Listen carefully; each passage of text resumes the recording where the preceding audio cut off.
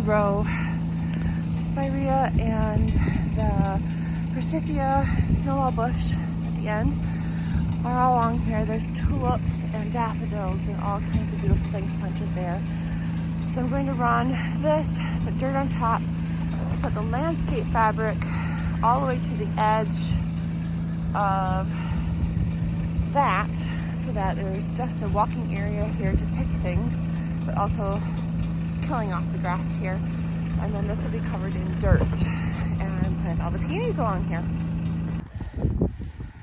Getting an area ready to plant my peonies. You just use the tractor to move all the dirt. There's cardboard underneath there.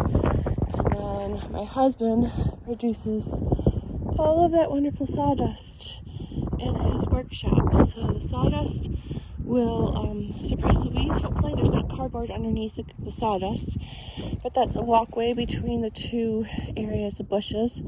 I'm just smoothing out the compost now on the cardboard. I don't care that the tractor is making all grooves and stuff. This should be all garden by the end of the year, by summer hopefully.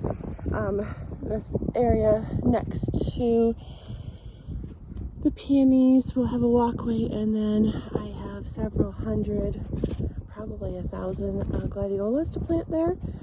I have to leave at least one path along the edge there for our golf cart to get through and the tractor to get through to bring dirt to other areas. But we have a 3-year-old and a 6-year-old granddaughter that live with us, and they love to ride on the golf cart, and they like to sit on my lap and drive it, and it makes it lots of fun. It's one thing we can do that they just love to do, and there's no fighting.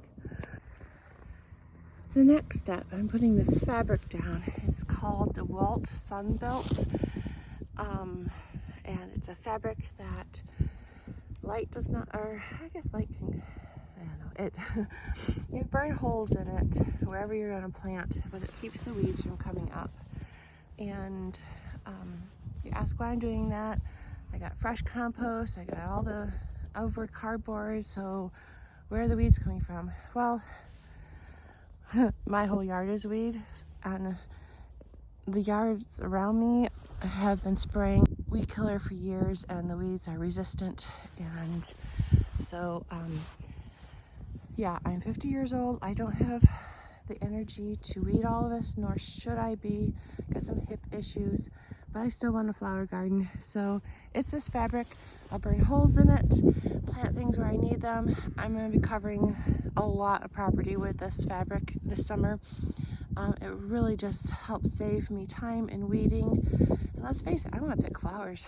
I don't want to weed all day. So yeah, it's this fabric, and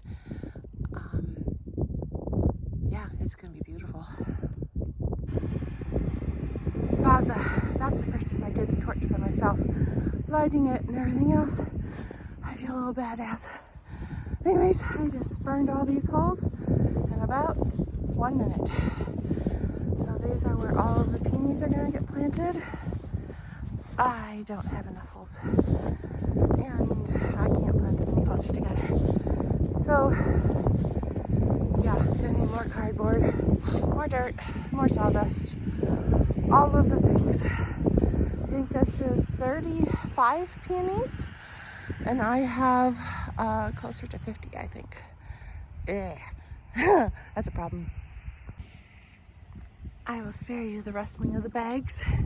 I was told, Mom, don't let those rustle while you're doing it.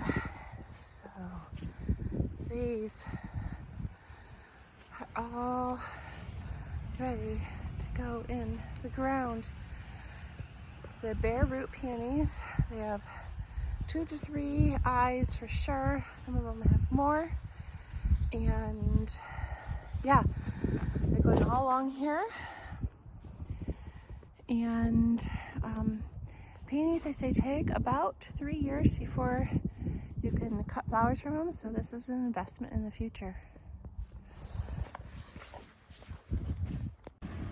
Look at that beauty, all ready to produce a beautiful bush.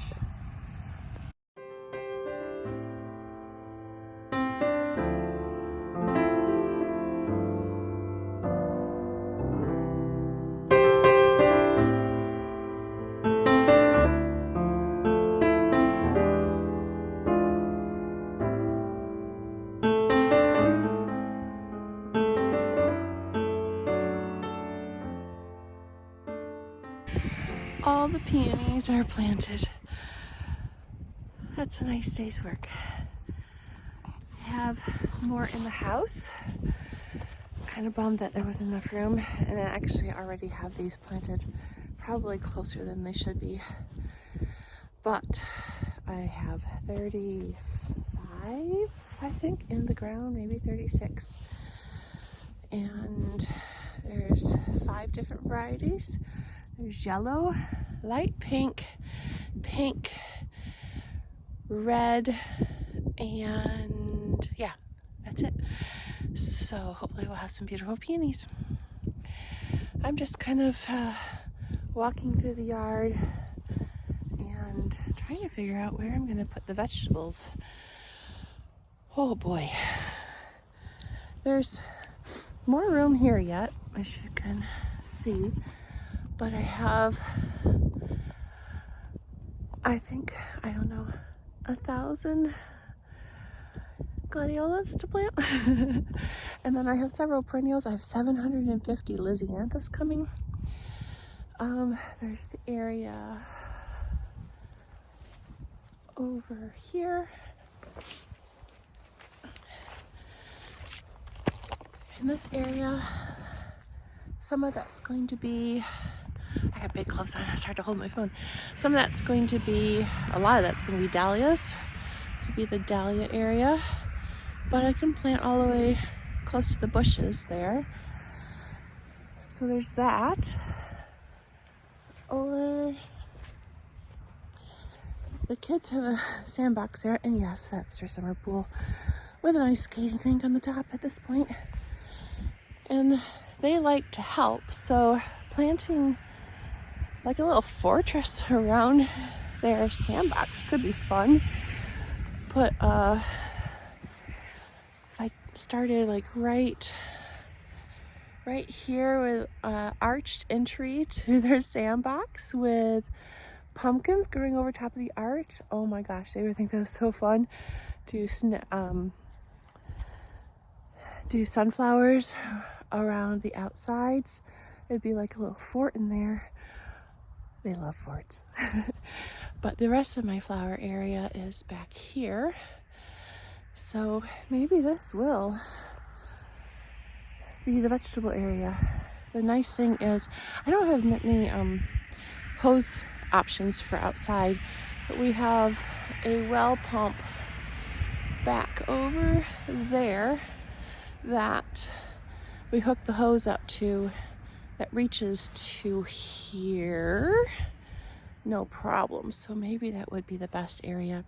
I'm trying to get some areas more so that you can see that we're a flower farm from the road, which is why I'm planting all these peonies and gladiolas on this side of the bushes. These bushes really kind of hide our house a bit. So behind me there, way to the back, is the road behind the tractor. So these will be able to be seen as long as there's not corn growing there, which it grows there every other year. The opposite years it's soybeans. Soybeans you could still see the flowers over, but corn, it's like we live in a little hut when the corn's planted. So I think maybe we'll be losing more yard. The thing is though, if I plant here, like by the sandbox, I almost have to do all of this area that's grass because, or leave a path somewhere for the mower to get over there. Otherwise, no way to get there to mow. There's a path over there going to the barn, but it's not super firm for riding the tractor over. So we'll see.